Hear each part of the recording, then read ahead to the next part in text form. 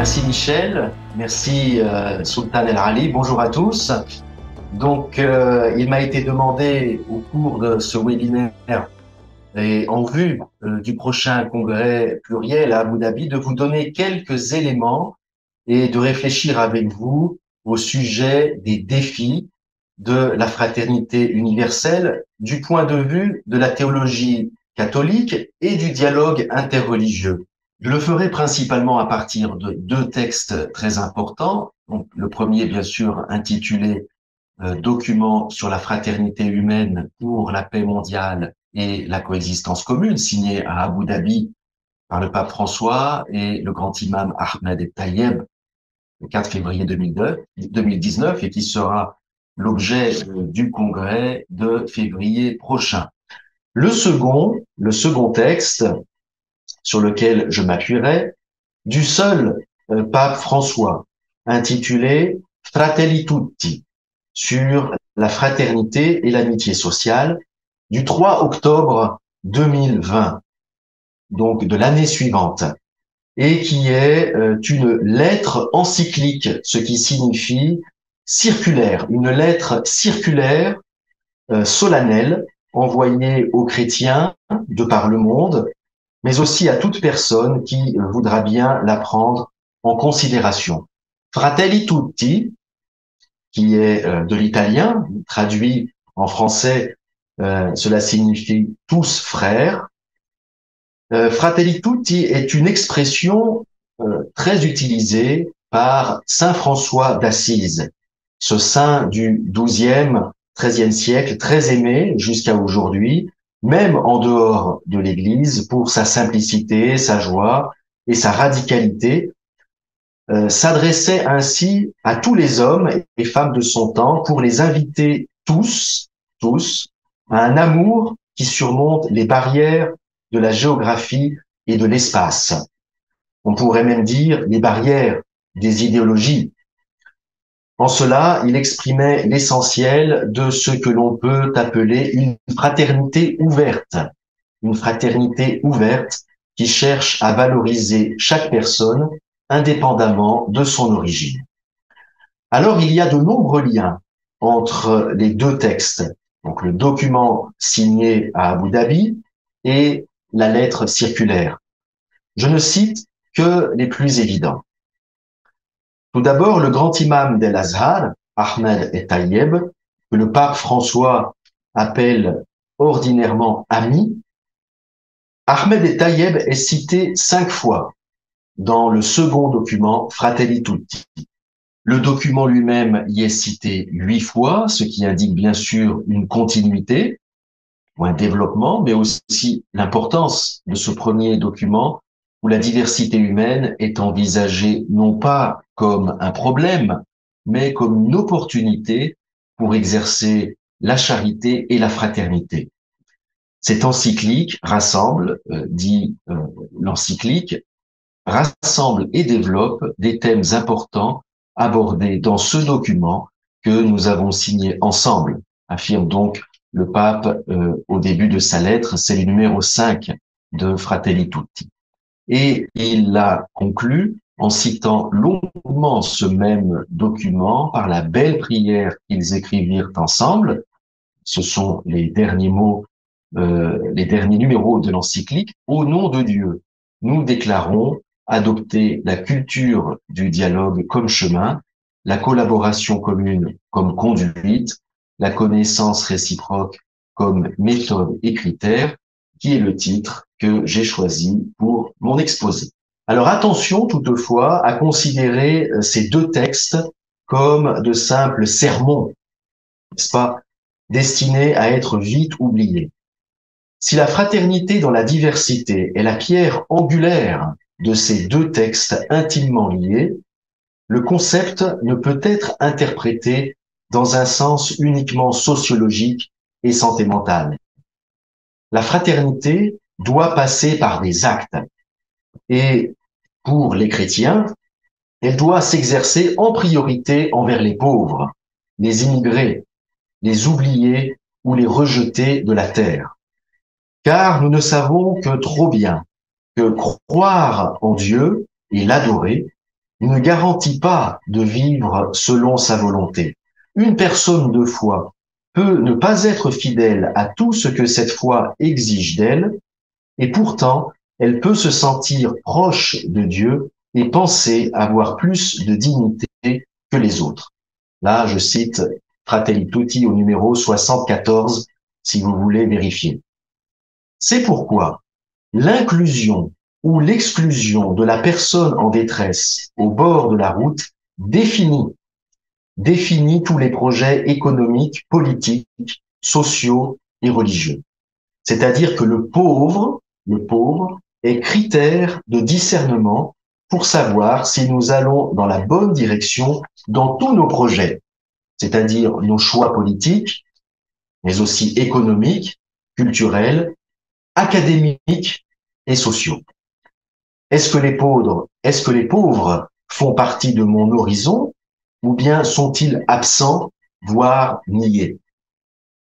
Pour l'Église, pour les chrétiens, l'option pour les pauvres, c'est-à-dire le choix d'être du côté des pauvres, est une catégorie théologique avant d'être une catégorie culturelle, sociologique, politique, philosophique, écrivait le pape François au tout début de son pontificat, donc c'était en 2013 dans le document Evangelii Gaudium. Pratiquement, lorsque ces pauvres sont des musulmans immigrés qui arrivent dans nos pays, par exemple, nous, chrétiens, je cite toujours, nous devrions les accueillir avec affection et respect, de la même manière que nous espérons et nous demandons être accueillis et respectés dans les pays de tradition islamique, disait le pape. Donc là, j'ai cité le pape. Un rabbin britannique, Jonathan Sacks, récemment décédé, dans son livre La dignité de la différence pour éviter le choc des civilisations, c'est un livre de 2002 déjà, estime que la question cruciale aujourd'hui est de savoir si les religions sont capables de devenir une force de paix plutôt qu'une source de conflit. Et la réponse à cette question dépend beaucoup, selon lui, de la place que les différentes croyances et cultures accordent à l'autre. Non pas d'abord au tout autre, c'est-à-dire Dieu, la vision de Dieu, le discours sur Dieu, mais à celui qui est proche de moi, mon voisin, celui qui ne nous ressemble pas, celui dont l'appartenance, la couleur ou le credo philosophique ou religieux diffèrent des miennes, des nôtres. Que voyons-nous dans cet autre, sans majuscule? Une menace pour nos croyances et notre mode de vie, ou bien un enrichissement pour le patrimoine commun de l'humanité? Les questions de la coexistence, de la paix, de la liberté religieuse, de la manière dont l'autre différent est traité dans une société, toutes ces questions ont un poids à la fois sociologique et théologique. Elles renvoient pour les croyants à une certaine vision de Dieu, à la relation de l'invisible avec les hommes, à ce que la foi au tout autre implique chez les hommes, c'est-à-dire pour nos sociétés. Avoir le souci de faire place à l'autre, l'autre pauvre, l'autre différemment pauvre, dans notre univers social mais aussi théologique, est fondamental. C'est un locus theologicus, comme on le dit en latin, c'est-à-dire un lieu théologique, un lieu d'étude, un lieu de confrontation.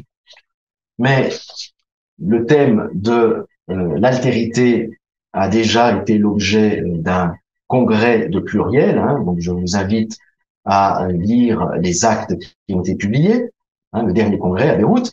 Je vous y renvoie donc, mais vous voyez bien la continuité du thème de l'altérité avec celui de la fraternité. Que signifie donc cette expression que nous trouvons dans le document signé à Abu Dhabi, la culture du dialogue comme chemin, la collaboration commune comme conduite, la connaissance réciproque comme méthode et critère, que l'Azhar al-Sharif avec les musulmans d'Orient et d'Occident, conjointement avec l'Église catholique, avec les catholiques d'Orient et d'Occident, déclare adopter. Elle signifie d'abord à la face du monde que s'il existe des chocs de civilisation, comme le disait le politologue Samuel Huntington, d'autres directions pour le futur de l'humanité sont également possibles. Contrairement à toute attente, et spécialement contrairement à une vision linéaire et donc erronée de l'histoire, qui affirmerait un conflit permanent entre islam et christianisme, telle une loi immuable, il a été dit par le simple fait de cette rencontre, que nous, les hommes, sommes capables de sortir de la confrontation et de rompre les barrières, les carcans idéologiques et sociopolitiques dans lesquels nous étions enfermés. Je ne suis pas sûr que nous ayons pris conscience de cela, c'est-à-dire non plus la résolution frontale des problèmes, mais la résolution dialogique, fraternelle. Nous savons tous, l'histoire l'a amplement démontré, que le célèbre adage romain « Si vis pacem, para bellum » si tu veux la paix, prépare la guerre, qui s'est toujours présenté comme une évidence de bon sens, n'est en fait réaliste qu'à court terme. En définitive, cette idée mène toujours à l'échec si elle n'est pas accompagnée d'une réflexion en profondeur sur les causes de la guerre et de la haine de l'autre. Et dans un monde toujours plus multiculturel et plurireligieux comme le nôtre, j'estime, avec d'autres, qu'il faut la remplacer aujourd'hui par un autre adage. Si tu veux la paix, prépare la paix. Comment? Eh bien, en apprenant justement à dialoguer, à rencontrer les autres différents, c'est-à-dire en apprenant à vivre de manière fraternelle nos relations. Vous savez que le pape aime beaucoup le sport. À une équipe sportive venue le rencontrer il y a quelques années, il utilisa une image qui peut nous aider beaucoup à comprendre cela. Donc c'était aux membres du centre sportif italien, quelques mois après la visite à Abu Dhabi, en mai 2019. Il disait: le sport peut favoriser une culture du dialogue et de la rencontre respectueuse. Le combat avec les adversaires dans les compétitions sportives est toujours qualifié de rencontre, jamais d'affrontement. Nous parlons de rencontre sportive, non pas d'affrontement sportif.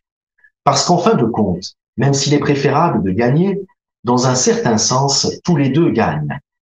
Voilà le monde dont nous rêvons et que nous voulons résolument construire sur la base d'une saine compétition qui voit toujours dans l'adversaire également un ami et un frère, voire dans l'adversaire également un ami et un frère. Aujourd'hui, les chefs religieux sont appelés à être de véritables personnes de dialogue, à œuvrer à la construction de la paix, non pas pour fonder une nouvelle grande religion mondiale, ce n'est pas ça l'objectif. Ce qui est proposé ici, par cette expression culture du dialogue comme chemin, etc., c'est un nouveau paradigme pour vivre dans un monde qui demain sera encore plus marqué par la diversité. Il s'agit d'apprendre, de chercher et d'inventer des manières de vivre ensemble avec nos irréductibles différences. Tout le monde est concerné.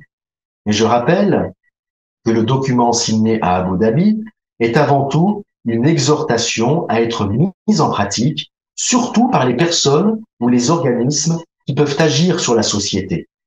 Donc je cite: autorités, leaders influents, hommes de religion du monde entier, organisations régionales et internationales compétentes, organisations de la société civile, institutions religieuses, leaders de la pensée. Ce que souhaite visiblement le pape François et l'imam Ahmed Tayeb est que le texte ne reste pas lettre morte, mais qu'il passe dans des lois et de véritables réformes de mentalité et de société. Je rappelle aussi qu'il ne s'agit pas d'une énième déclaration islamo-chrétienne. Les mots islam, christianisme, dialogue islamo-chrétien n'apparaissent pas dans le document. Mais elle s'adresse à tous, bien au-delà des appartenances religieuses. Donc je cite à nouveau, aux intellectuels, aux philosophes, aux hommes de religion, aux artistes, aux opérateurs des médias, aux hommes de culture en toute partie du monde. D'une certaine manière, cette exhortation invite à renouveler de manière concrète le discours et le style des rencontres interconfessionnelles et interculturelles en passant non seulement des paroles aux actes, mais aussi du politiquement correct à la saine confrontation et vraie coopération pour repenser tous ensemble la fraternité, c'est-à-dire la fraternité, le futur de l'humanité, croyant et non croyant, dit le texte, et toute personne de bonne volonté. Pour rester dans le champ interreligieux et pour illustrer comment le document a été approprié ou adressé à des communautés autres que l'Église et la Oumma, le 8 novembre 2019, donc quelques mois après la signature du document, lors de la conférence Human Fraternity, a Jewish Reflection for a Common Existence à l'Université pontificale grégorienne de Rome, Ronald Lauder, donc président du Congrès juif mondial, déclara « Au nom de la communauté juive mondiale, je peux vous dire que la déclaration d'Abu Dhabi est un document international déterminant que nous, juifs, respectons profondément. Nous partageons ces valeurs fondamentales et nous approuvons ces principes fondamentaux. Nous partageons ces valeurs fondamentales et nous approuvons ces principes fondamentaux, a-t-il répété 2 fois. Même message le 22 novembre, lors de son voyage apostolique en Thaïlande, à l'université Chulalongkorn de Bangkok, le pape fit de nombreuses allusions aux documents sur la fraternité en présence de 18 chefs religieux, 18, représentant les religions traditionnelles du pays, le bouddhisme, l'hindouisme, le sikhisme, etc. Je cite. Les époques où la logique du repli sur soi, un repli sur soi, c'est sur la nation, sur la communauté, le communautarisme. Les époques où la logique du repli sur soi pouvait prévaloir dans la conception du temps et de l'espace et s'imposer comme un mécanisme valable pour la résolution des conflits sont révolues. Il est temps aujourd'hui d'oser imaginer la logique de la rencontre et du dialogue mutuel comme chemin, de la collaboration mutuelle comme conduite et la connaissance réciproque comme méthode et critère. Donc, Abu Dhabi. Et de cette manière, offrir un nouveau paradigme pour la résolution des conflits et contribuer à la compréhension entre les personnes ainsi que pour sauvegarder la création.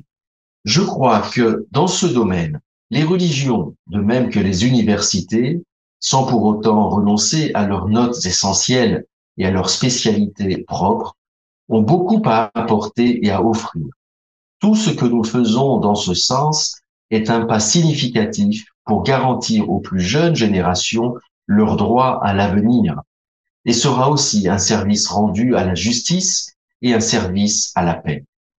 C'est seulement ainsi que nous leur fournirons les instruments nécessaires pour que ce soit elles les principaux protagonistes dans la manière de créer des styles de vie durables et inclusifs. Fin de citation.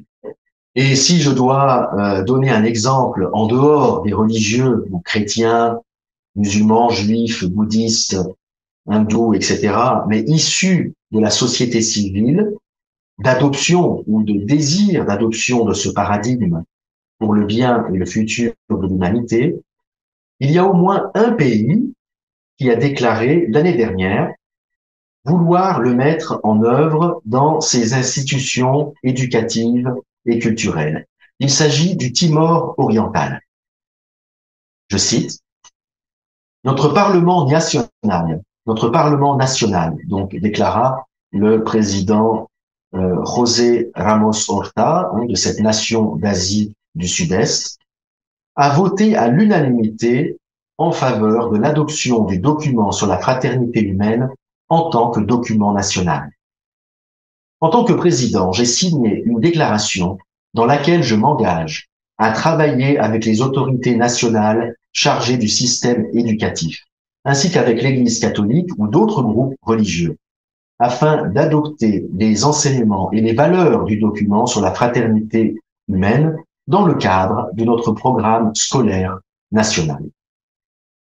Fin de citation.